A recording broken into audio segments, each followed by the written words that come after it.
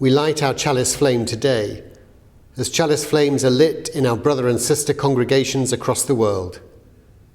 And as we do so, we will hear words from the poet Janet Vickers, working with the Canadian Unitarian Church.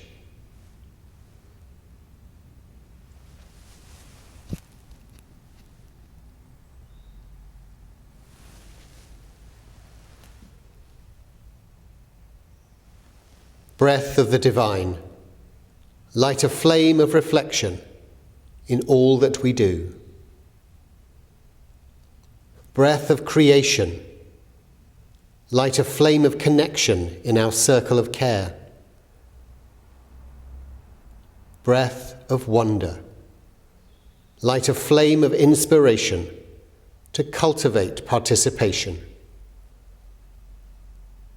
Breath of fear, light a flame of courage to be who we are, sentient, vulnerable, and diverse. Breath of this moment, light a flame of celebration, for our future unfolds the covenant of this day.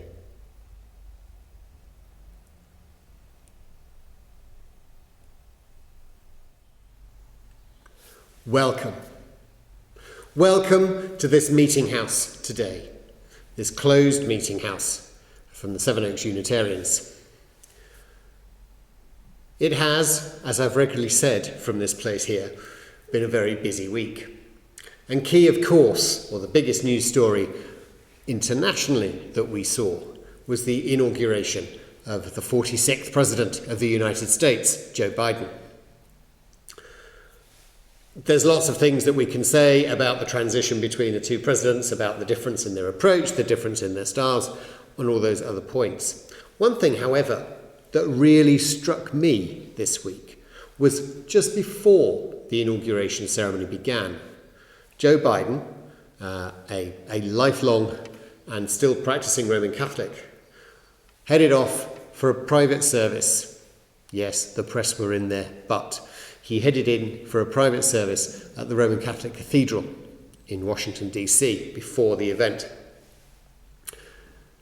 It was a time for him, a deeply faithful man, a time for him to make some connection with his faith, some connection with his God, with something greater. A reminder of who and where he was.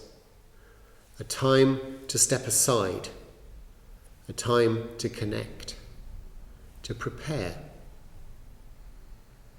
He has a busy, busy, busy world ahead of him, and those opportunities to stop, to reflect, to make a specific point of prayer, stillness, just absolutely vital. Our service today will reflect a little more on this idea of finding a stillness. We've all been stuck indoors. We're all sitting there saying, well, we don't do anything else anyway. Several of us will be saying that. Others who are homeschooling and doing all sorts of other things are not in a position where we're saying it's all very quiet. Yet this moment of prayer, this stillness, this deliberate stillness, is different for all of us in different ways. So a reflection today on finding a stillness, holding a stillness. This time, this space are yours. I bid you a very warm welcome here.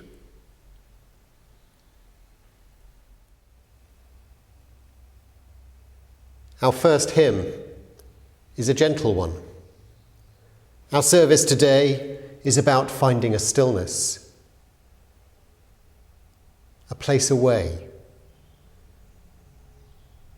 Our first hymn, Stillness Creeping Through This Place, with words by Andrew Hill, is a gentle gathering time, a recognition of our connection today. The words will be on your screens.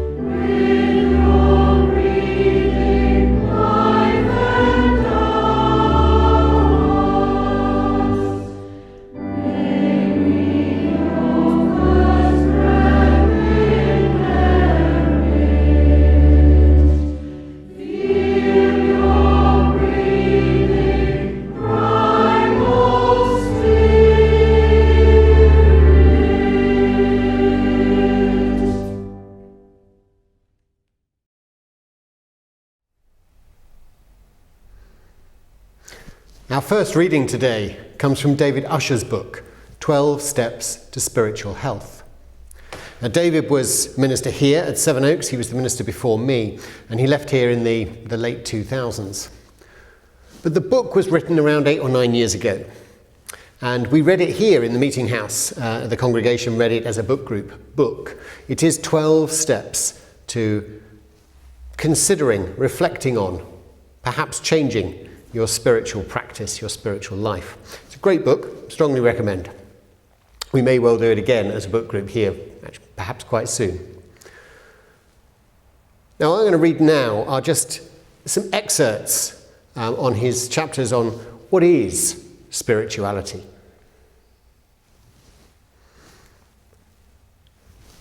Many people today describe themselves as spiritual. When people learn that I'm minister of religion, they often respond by saying something like, "I'm spiritual, but not religious." But what does that mean? Now, one way of expressing and understanding it is to say that it's our search for and our experience of connection. A search and experience which can take many forms. First, there is the connection with the universe. Have you ever had the experience of standing outside on a beautiful, clear night and looking up at the infinite sky and thinking to yourself, wow? Now, wow is one of the most important words in the spiritual vocabulary. Wow moments are moments of intense spiritual experience if you are receptive to them.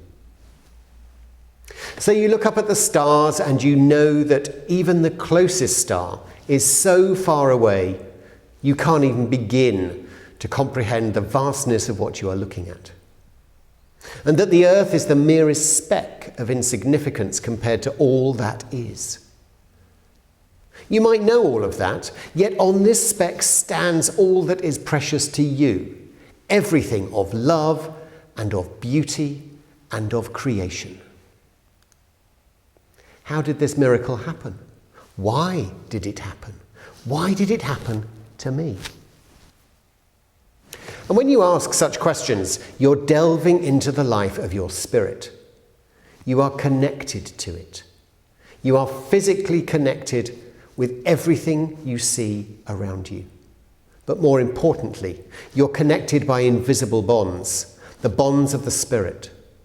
Spirituality is seeking and experiencing that intimate connection with the universe. Yet that is not all. Spirituality is also the quest for connection with meaning and purpose in your individual life. And yet more, the quest for an ethical basis to life, to live with integrity and authenticity. We want an ethical code. And we want it not only for our own benefit, we want also our life to touch that of others. So spirituality is the search for connection with meaning and purpose, and connection with ethical living. Now, there is one other very important aspect of spirituality. Spirituality is about practice.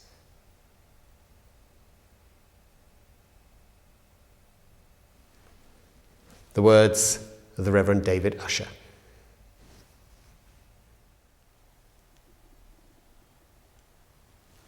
Let us come together in a time of stillness and of prayer.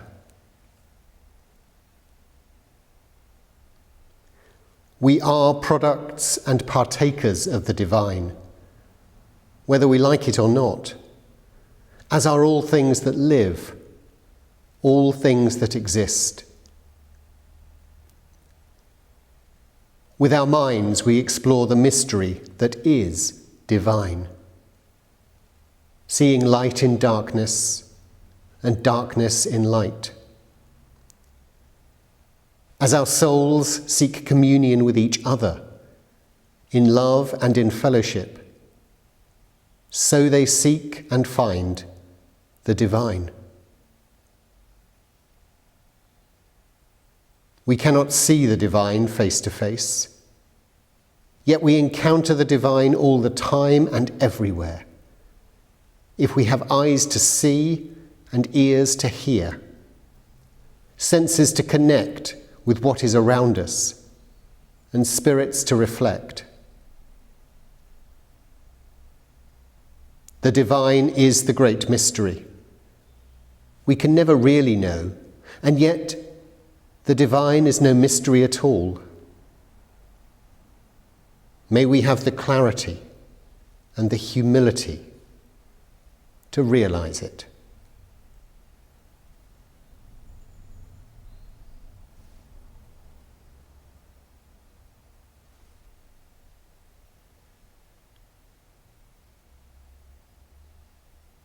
Eternal Spirit, Mother, Father, ever present if only we have eyes to see.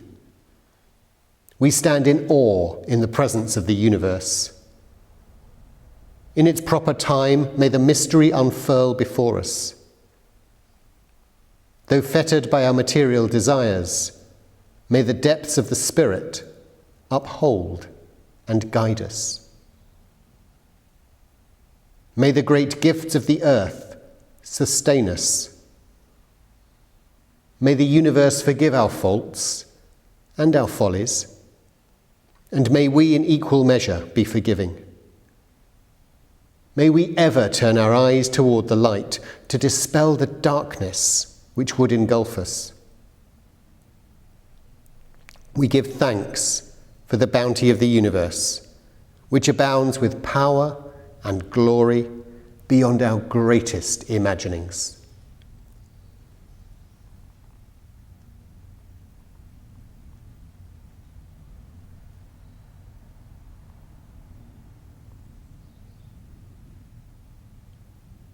If you wish to, I welcome you to join with me in the last prayer, following the words on your screen.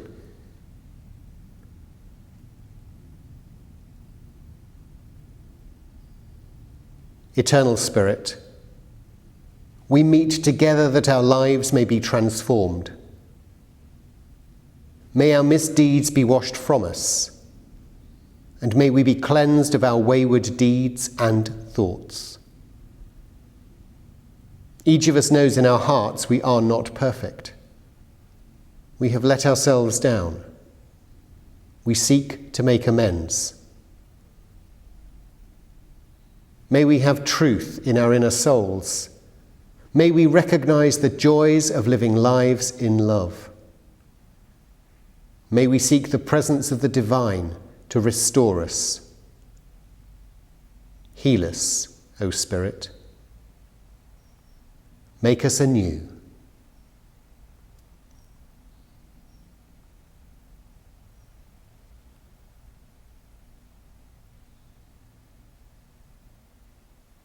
Amen.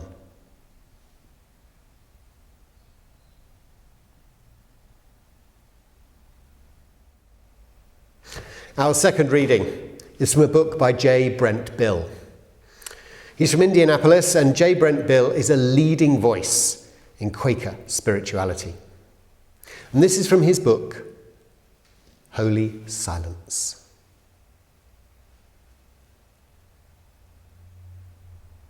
The television blares. People are talking so loudly, I feel like my head will implode from the noise. Loudness doesn't always bother me. Sometimes it feels right, like when revving my MG, getting ready for a ride in the country, or sitting in the front row at a jazz concert, or at a local football game. But tonight's loudness is not right. The noise seems constant, as it has been for me for the past 3 months. Now, my wife, Nancy, began caring for her ailing 93-year-old father a few years ago, and for the last year, she's lived at his farmhouse. I stayed at our quiet, if lonely, house in town. However, when we sold it as part of preparations for building our own home, I needed a place to live. So I moved out to the farm with Nancy. Good. And her dad. Not so good. Nancy's dad is an irascible old farmer. His disposition hasn't improved with age. Added to that, he's getting more and more hard of hearing. His only form of diversion, other than constantly calling for Nancy to bring him water or popcorn, is watching television. And his increasing deafness means that the television has to be turned up really loud. You have to yell to be heard over it. The noise is compounded when visitors drop in to see him. They yell too, to be heard over the TV. Now, on this particular night, my brother-in-law hollers at Nancy's dad, and he's hollering back, and John Wayne's hollering out the TV, and I'm sitting in the corner, trying to do a crossword puzzle. Usually I can get lost in silent words like these, but tonight it's impossible. I feel my soul suffocating. I need a quiet place, and I know where to find one. Dodging gunshots, verbal and televised, I head upstairs to our bedroom. Now, my Quaker faith has taught me to recognise my need for silence, as well as ways to find silence, even in the midst of great noise.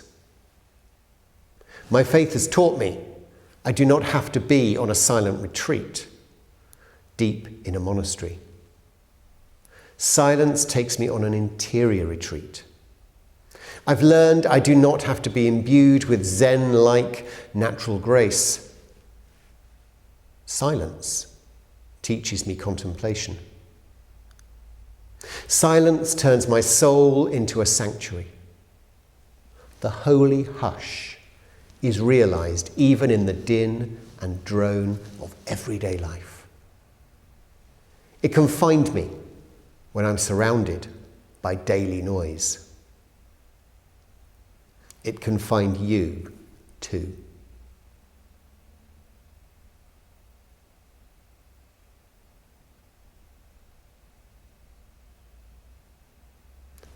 The words of Brent Bill.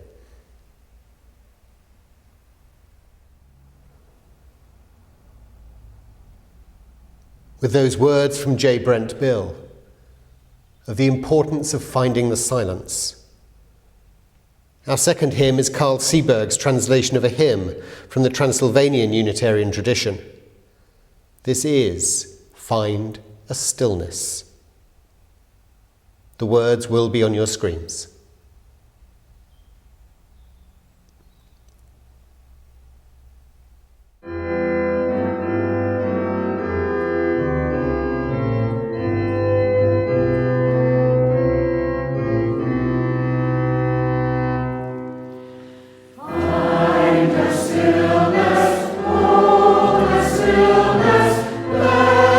Stillness carry me.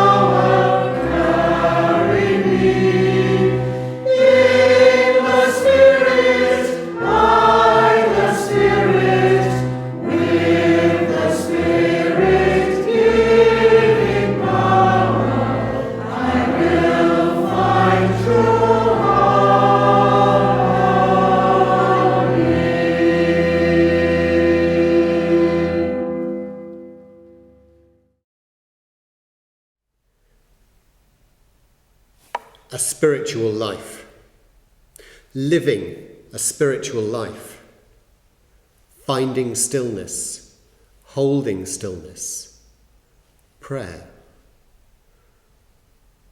These are all ideas which I'm sure have surfaced in your mind at various times. In the last 8 months, I've grappled with the knowledge that this, without doubt, is a time to start looking at deepening my spiritual life. It's a perpetual issue. Perhaps you have too.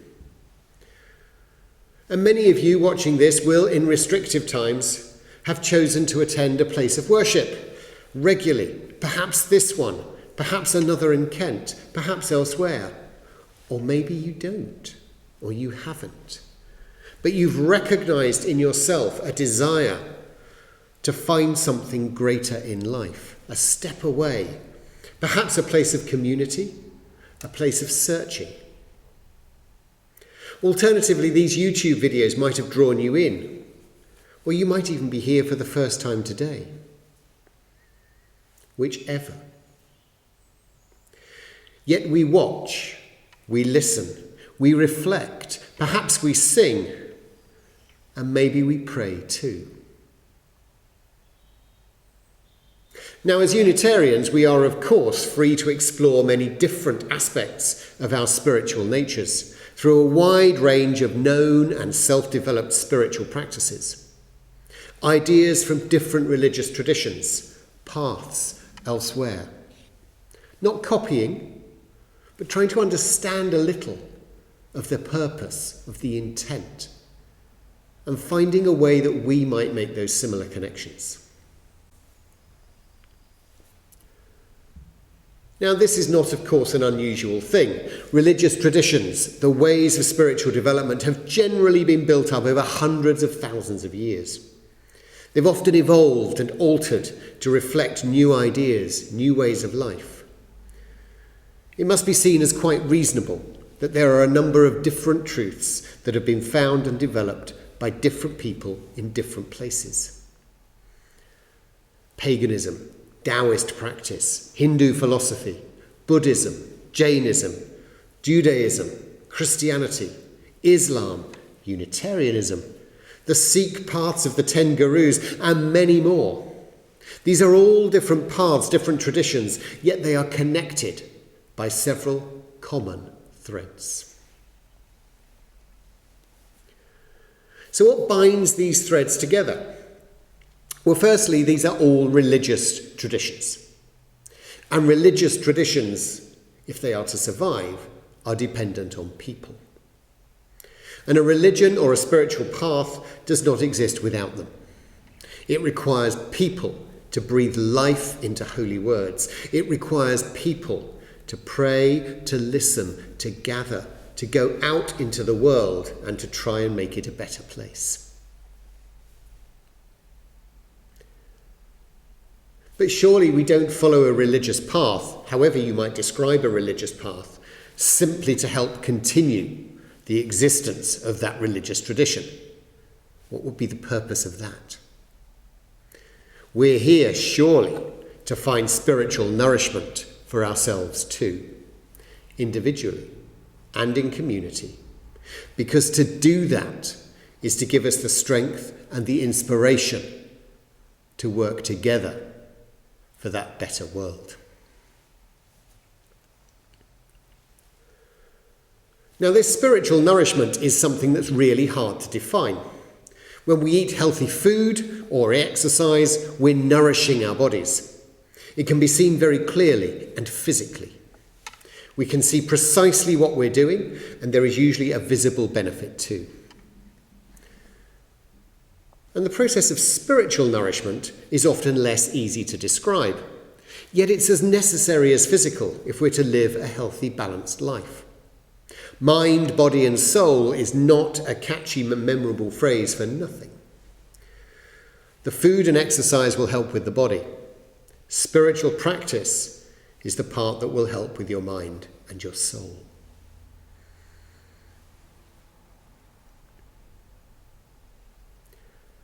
Now, religion, of course, is an enabler for spiritual development. It allows people to develop their own spiritual path in life. Well, some religious traditions will allow you to develop your own spiritual path in life. Yet attendance in a place of worship, such as this meeting house, with friends and community on a weekly, fortnightly, monthly basis, is just one of many ways to develop and strengthen our spiritual health. Yet as Unitarians, we are learning all the time, especially now of the possibilities outside of meeting here. Now, you'll not be surprised to learn that I still believe that attendance at a place such as this is still a foundational element of building our spiritual health.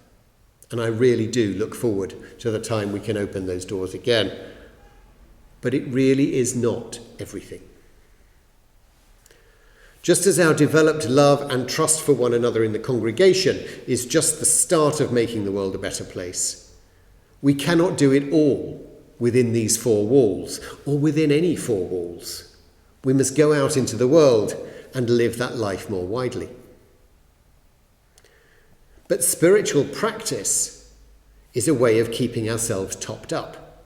It's a method by which we can build a deeper connection with ourselves, with the world around us, and within this whole awesome universe.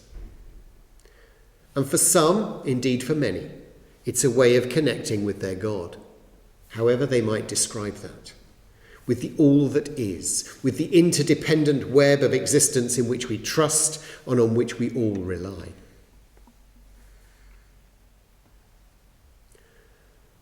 Now, I'd like to speak particularly today about prayer. For many, prayer is an essential part of their spiritual lives. And I'd like to take this in the context of the Christian faith, just for a moment. But this is a much, much broader point. It's foundational to most, if not all, religious traditions. But to give that example, now as many of you may have picked up over recent months on YouTube, or if you've been a regular attender here or in Tenterton or Dover or Chatham or Maidstone, on the occasions I refer to the Bible, which is certainly not every week, but on the occasions I do, my favourite book of the Bible is the Gospel of Mark. It's thought to be the first gospel written. It paints a picture of a very, very human Jesus. There is little of the magical language and imagery of Matthew and Luke. No nativity story, nice quick start with Jesus being baptised in the River Jordan, and then straight into his ministry. And Jesus is very human in the Gospel of Mark. He gets tired, he gets angry, he appears frustrated with his disciples at various moments. This is a Jesus I can relate to. But really importantly, this is a Jesus who prays. Very early on, in the very first chapter of Mark, there is a moment where, in the morning, while it is still very dark, he went out to a deserted place, and there he prayed. And then later on, just after the feeding of the 5,000, after saying farewell to them, he went up onto the mountains to pray. And after the Last Supper, having supposedly foreseen his own death, Jesus and the disciples go to the Garden of Gethsemane. And he said to his disciples, "Sit here while I pray."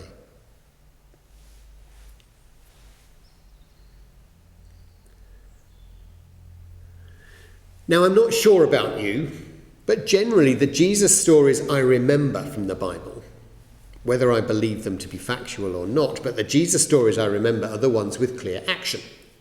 Nativities, baptism, miracles, telling parables to crowds, walking, riding, capture, death. Yet peppered throughout these moments of action, these wonderful fleeting moments of prayer. And they are very clearly an important and integral part of the story through the eyes of the author Mark. Little details are given about the prayer, really, but we keep hearing it happening. Most other routine events are rarely mentioned. We don't get hairbrushing or washing or shopping. We only get occasional eating. Yet we have these moments of prayer at key times. Times of stillness, of personal reflection, where Jesus left his disciples, got away from the crowds and prayed in stillness, in darkness, in the desert. Jesus prayed. It's a hint to us all that we need time to refresh. We need time to calm our minds, to make contact with the all that is, with the divine, with our God. And this was clearly an important element in this first recording, or this first description of the life of Jesus.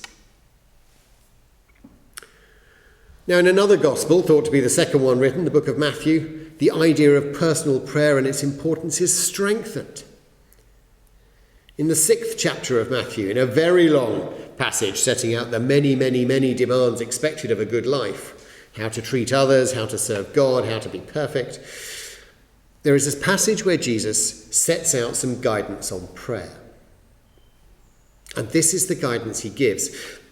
And whenever you pray, do not be like the hypocrites, for they love to stand and pray in the synagogues and at the street corners so they may be seen by others. Truly, I tell you, they've received their reward. But wherever you pray, go into your room and shut your door and pray. Pray to your Father who is in secret, and your Father who is in secret will reward you. Go into your room, shut the door, and pray. So what is this prayer? Well, it will of course be personal to you. It may be a time of silence. It may be a spoken stream of consciousness. You may, like Jesus, pray to your God or to humanity. Your own path will become more clear as you practice your steps. But it's a prayer of connection, a time of sacred and holy space away from the formal. A personal, private, and intimate connection to the wider universe. To your God, if you wish. A method of finding peace in a stressful world. Now, as David Usher set out in our first reading, our spiritual path, our spiritual practices are about connection. They're about reflection, about the chance to find meaning and purpose. And the importance of this, through prayer perhaps, and the regularity of it, is shown to us by those Jesus stories, but it's that finding strength regularly and repeatedly. And these examples may well be Christian stories, but Jesus was following the much older tradition of Judaism. The value of spiritual practice, such as prayer, is recognized in so many traditions for thousands of years. It's a thread that finds its way through many, perhaps all, religious traditions in some way. It works.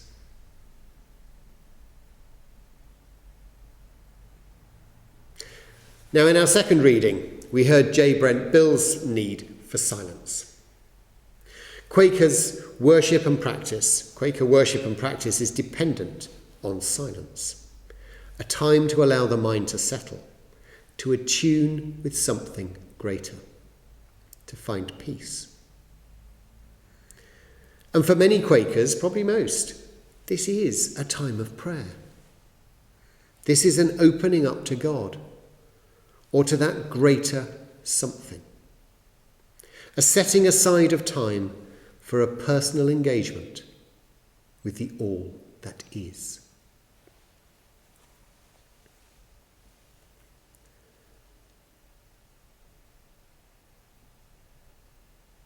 Developing a spiritual practice is just one element of improving and strengthening your spiritual health. There are many other aspects. Ways of living your lives, the things you eat, your interactions with others, your physical assistance to a better world. Yet all of these things might be helped with a mind that is calmed and connected to life, the universe, and everything. To connect regularly your mind, body, and soul with the all that is will begin to show in your life sooner than you might expect.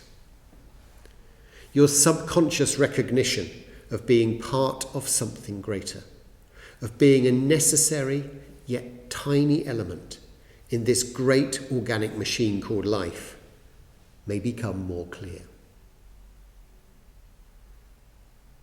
We each need to find a moment of silent connection, inside or out, in stillness or in concentrated movement. We each have the chance to find the stillness.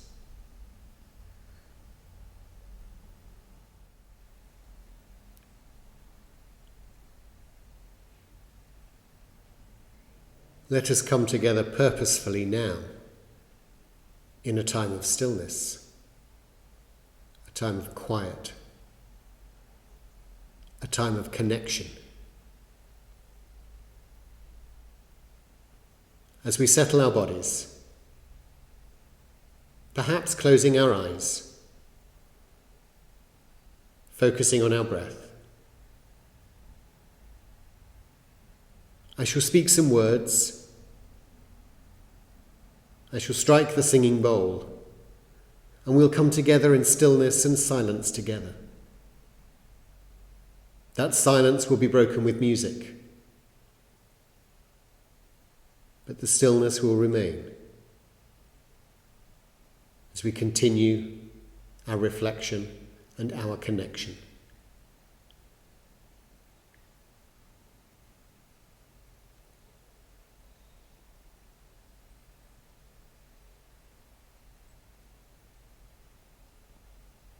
As we settle our bodies,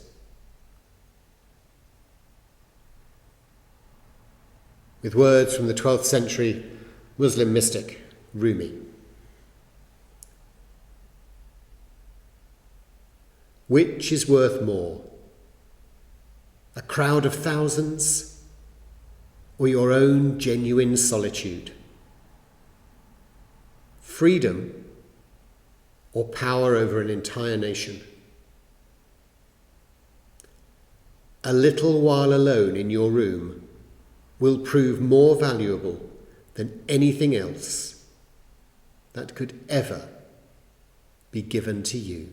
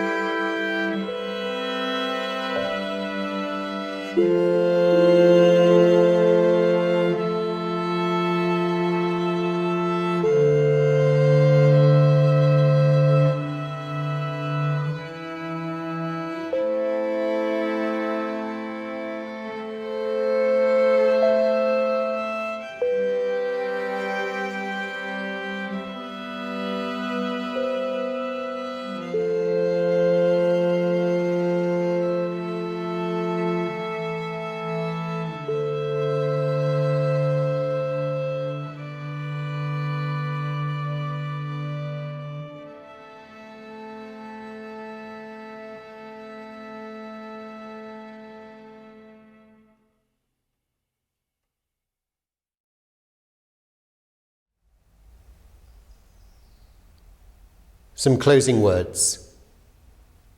Spirit of life, we give thanks for your presence, for light and for love, for night and for change. Our worship is over, but our service continues. As we depart, may there be peace among us all, now and forever. Amen.